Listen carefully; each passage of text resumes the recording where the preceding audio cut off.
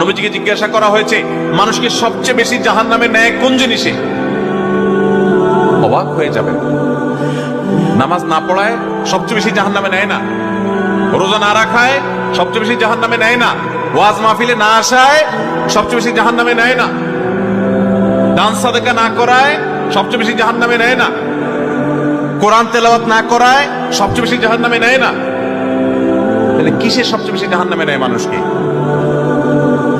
সুইলা রাসূলুল্লাহ সাল্লাল্লাহু আলাইহি সাল্লাম আন আকসারি মা ইউদখিলুন নাস আন-নার, মানুষকে সবচেয়ে বেশি জাহান্নামে নেয় কোন জিনিসে জিজ্ঞাসা করা হয়েছে। নবীজি বলেছেন দুই জিনিসে, আল ফামু ওয়াল ফারাজ, মানুষের জিহ্বা, মুখ এবং লজ্জাস্থান। এই দুইটা অঙ্গ মানুষকে সবচেয়ে বেশি জাহান্নামে নিয়ে যায়, সবচেয়ে বেশি জাহান্নামে নিবে এই দুইটা অঙ্গ। নবীজিকে জিজ্ঞাসা করা হয়েছে মানুষকে সবচেয়ে বেশি জাহান্নামে নেয় কোন জিনিসে? অবাক হয়ে যাবেন। নামাজ না পড়ায় সবচেয়ে বেশি জাহান্নামে নেয় না, রোজা না রাখায় সবচেয়ে বেশি জাহান্নামে নেয় না, ওয়াজ মাহফিলে না আসায় সবচেয়ে বেশি জাহান্নামে নেয় না, দান সাদাকা না করায় সবচেয়ে বেশি জাহান্নামে নেয় না, কোরআন তেলাওয়াত না করায় সবচেয়ে বেশি জাহান্নামে নেয় না। তাহলে কিসের সবচেয়ে বেশি জাহান্নামে নেয় মানুষকে?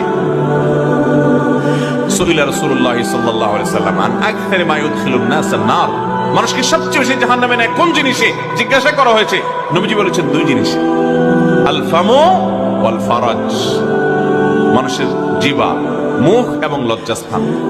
এই দুইটা অঙ্গ মানুষকে সবচেয়ে বেশি জাহান্নামে নিয়ে যায়, সবচেয়ে বেশি জাহান্নামে নিবে এই দুইটা অঙ্গ।